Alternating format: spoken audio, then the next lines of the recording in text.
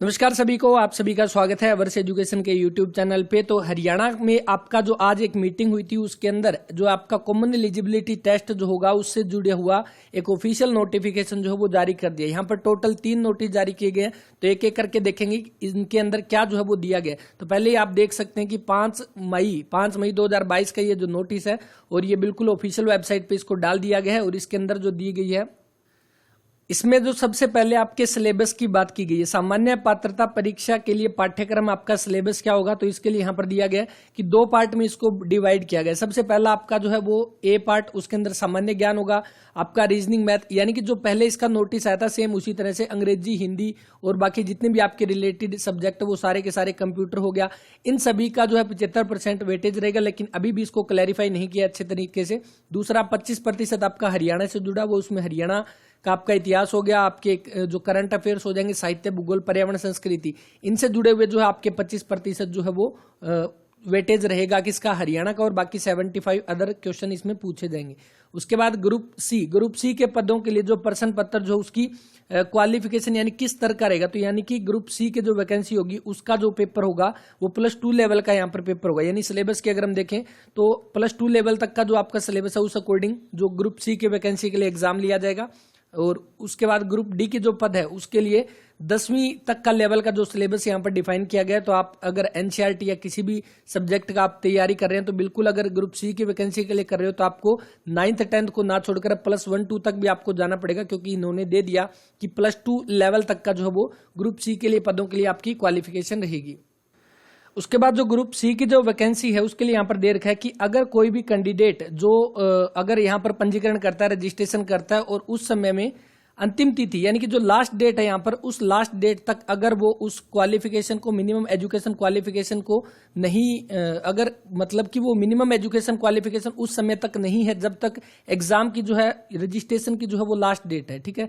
जैसे अभी इस साल की बात करें, अभी आपका मई चला है, मान लो कि 31 मई जो है इसकी रजिस्ट्रेशन की लास्ट डेट दे दी, तब तक अगर कोई कैंडिडेट इसमें मिनिमम एजुकेशन क्वालिफिकेशन नहीं करता है, लेकिन उसी वर्ष में जिस समय, यानी कि अगर इस साल 2022 में सीईटी का पेपर होना है और उसके लिए जो है वो पेपर देगा, यानी कि आगे पेपर देगा, तो वो सामान्य पात्रता परीक्षा में बैठने के लिए भी पात्र होगा। तो ये इसके अंदर दिया गया, तो वो सीईटी का पेपर जो है वो दे सकता है, ये इसके अंदर दिया गया है, ठीक है। उसके बाद जो सेम वही की सीईटी का पेपर अगर कोई देता है और वो जनरल कैटेगरी, अनरिजर्व्ड कैटेगरी से बिलोंग करता है, तो उसको 50% लेना अंक जरूरी है। और 50 यानी कि उसमें सोशियो इकोनॉमिक क्राइटेरिया के नंबर नहीं जुड़ेंगे 50% में। अगर 100 का पेपर है, 95 नंबर हुए +5 सोशियो के, तो इस 95 का 50% नंबर लेना अनिवार्य है। और वहीं पे अगर कोई कैंडिडेट रिजर्व कैटेगरी से है तो उसको 10% की छूट दी गई है, और वो 40% अंक लेना उसको जरूरी है। अगर वो इस क्वालिफिकेशन को नहीं पूरा करता तो उसको दोबारा से एग्जाम देना होगा, अगले साल वो उसका स्कोर जो है वो वैलिड नहीं होगा। उसके बाद जो भी आपका सीईटी का जो स्कोर होगा उसको वेबसाइट पर डाल दिया जाएगा, आप अपना रजिस्ट्रेशन डालकर उसको चेक कर सकते हैं। उसके बाद कोई आवेदन सामान्य पात्रता परीक्षा, यानी कि इन फ्यूचर जो भी आप कोई भी एग्जाम होता है उसको आप दोबारा भी दे सकते हैं, इसकी कोई लिमिट नहीं है, कितनी भी बार आप सीईटी दे सकते हैं। और उसके बाद इसमें क्या दिया गया, अगर आपको अपना नंबर इंक्रीज करना है, जैसे अगर इस साल 50 आए हैं, आप ये चाहते हो कि मेरा स्कोर ज्यादा है, अगले साल आप 70 लेते हो, तो जो मैक्सिमम नंबर होंगे वो आपके काउंट होंगे अगले 3 साल तक। और वहीं पे अगर इस साल आपके 70 है, अगले साल 60 आएंगे, तो आपके यही 70 जो वो काउंट होंगे, यानी मैक्सिमम नंबर जो है वो आपके काउंट होंगे अगले 3 साल के लिए। और इसमें जो है आपका कोई प्रयास कितने भी, आप कितनी भी बार अटेम्प्ट दे सकते हैं, ये 3 साल के लिए आपका वैलिड रहेगा, ये इसमें दिया गया। तो जो सीईटी का स्कोर आपका 3 साल के लिए वैलिड, और जो आपका फाइनल जो होगा वो आपका सोशियो इकोनॉमिक क्राइटेरिया, जितने आपने रिटर्न में लिए प्लस में आपके सोशियो इकोनॉमिक क्राइटेरिया के जो नंबर वो ऐड करके टोटल आपका स्कोर जो है वो बनाया जाएगा।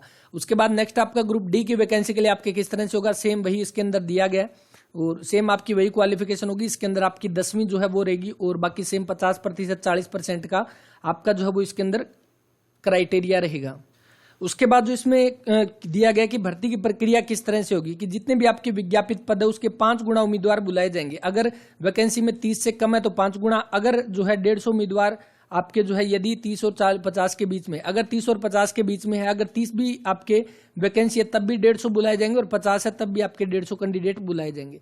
उसके बाद विज्ञापित पदों 4 गुना के बराबर उम्मीदवार, अगर 50 से ज्यादा है तो 4 गुना बुलाए जाएंगे, और उसका आगे फर्दर जो है वो एग्जाम लिया जाएगा।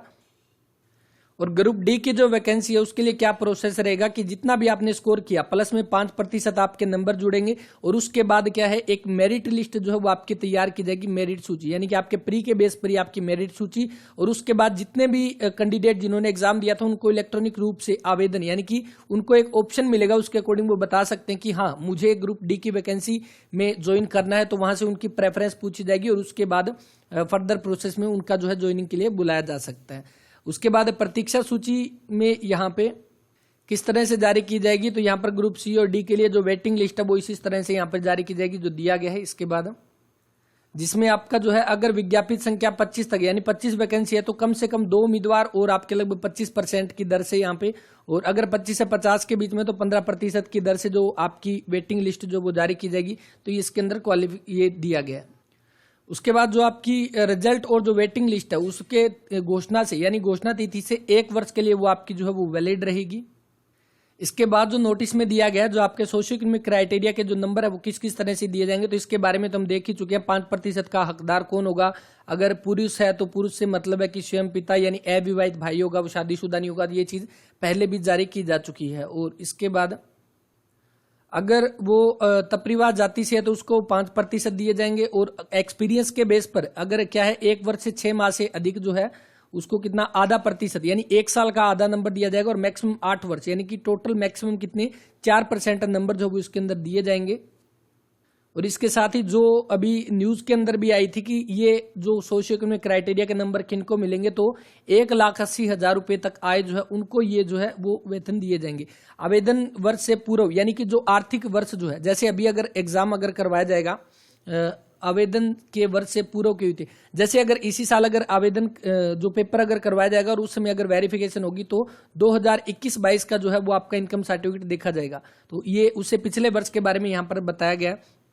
और इसके आगे परिवार के अंदर कोई भी कैंडिडेट अगर एक बार ले लेता है तो उस परिवार में सिर्फ एक ही पर्सन को जो है वो सोशियो इकोनॉमिक क्राइटेरिया के मार्क्स दिए जाएंगे, दोबारा नहीं दिए जाएंगे। अगर किसी वजह से वो खुद अगर उसमें जो है त्याग पत्र रिजाइन दे देता है तो उसके बाद किसी को भी नंबर नहीं मिलेंगे, वो अपने 5% नंबर यानी सोशियो इकोनॉमिक क्राइटेरिया से वो बाहर हो जाएंगे। ये तो था आपका पहला पेपर जो होगा कॉमन। उसके बाद ग्रुप सी के लिए आपका जो दूसरा पेपर जो लिया जाएगा उसके अंदर कितने 2.5% अंक जो है वो दिए जाएंगे, और बाकी सेम क्वालिफिकेशन है 1,80,000 रुपए जो आपकी आय जो है उसके बारे में दिया गया है। उसके बाद जो यहाँ पर दिया गया है कि किसी यानी सुधार किस तरह से कर सकते हैं, जैसे हमने अभी बात किया था कि पहली बार अगर 70% अंक मिले हैं और उसके बाद उसने 85% ले लिए तो उसके 85 वाले काउंट होंगे, यानी कि जो मैक्सिमम नंबर होंगे वो यहाँ पर काउंट हो जाएंगे। तो ये एग्जाम्पल देकर यहाँ पर जो वो समझाया गया कि अगर 400 का पेपर होगा उसमें 5% यानी कि 20 नंबर आपका सोशियो इकोनॉमिक के हो जाएंगे, 380 रुपए का आपका 380 नंबर का आपका जो पेपर होगा। और ये सारी चीजें इसके अंदर दी गई है बस एग्जांपल के तौर पे। ये सारे के सारे नोटिस अपने टेलीग्राम चैनल अवर्स एजुकेशन पे ये डाल दिए गए हैं, आप जाकर वहां से देख सकते हैं। तो ये पहला नोटिस कंप्लीट हुआ। इसके बाद दूसरा नोटिस जो यहां पर दिया गया है, दूसरे नोटिस में देखते हैं।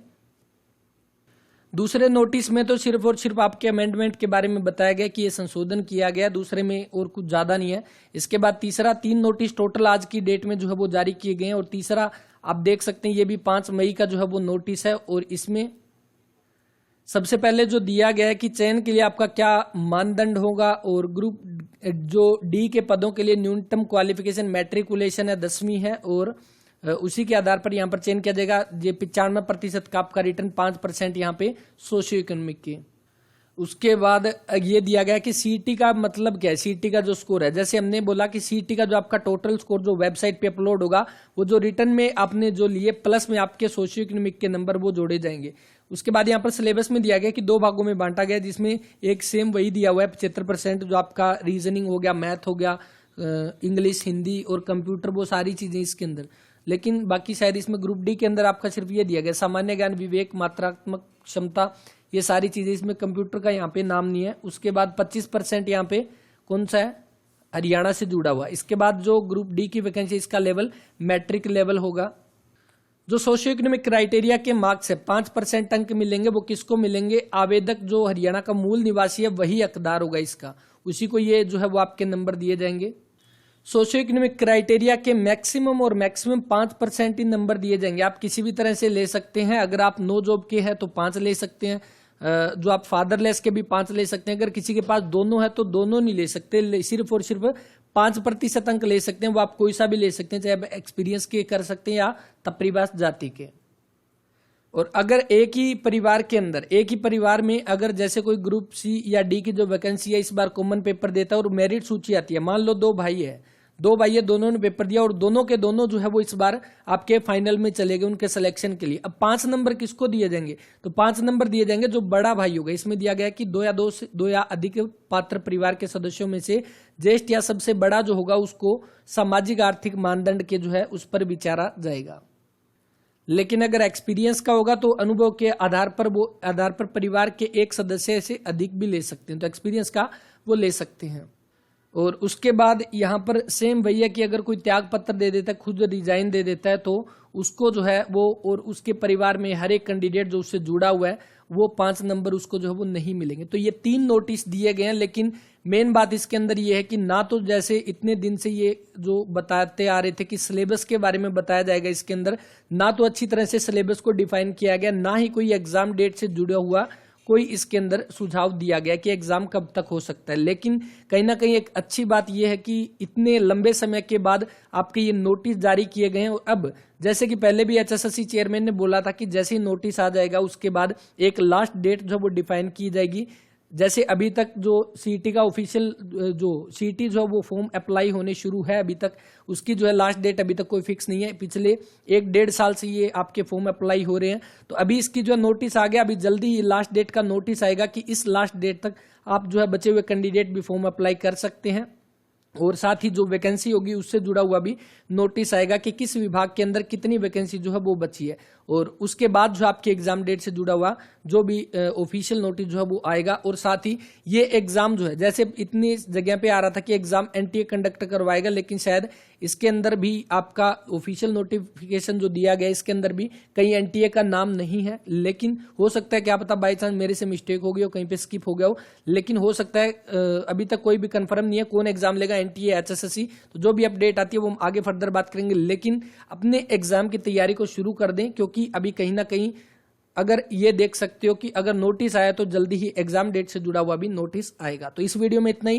उम्मीद करता हूं आपको सारी चीजें क्लियर हुई होगी और आप नोटिस ले सकते हैं अपने टेलीग्राम चैनल से। आवर्स एजुकेशन के नाम से टेलीग्राम चैनल है, वहां पर जाइए और वहां पर आपको ये नोटिस मिलेगा। और साथ ही एचएसएससी सीईटी की अगर आप तैयारी करें तो वहां पे एनटीए से जुड़े हुए क्वेश्चन बैंक वहां पर मिलेंगे और जितने भी इंपॉर्टेंट क्वेश्चन बनते हैं करंट अफेयर के सारे की सारी पीडीएफ आपको टेलीग्राम पे शेयर की जाती है। इस वीडियो में इतना, मिलते हैं नेक्स्ट वीडियो में, तब तक के लिए अपना ख्याल रखें, पढ़ते रहें। जय हिंद, जय भारत, जय हरियाणा।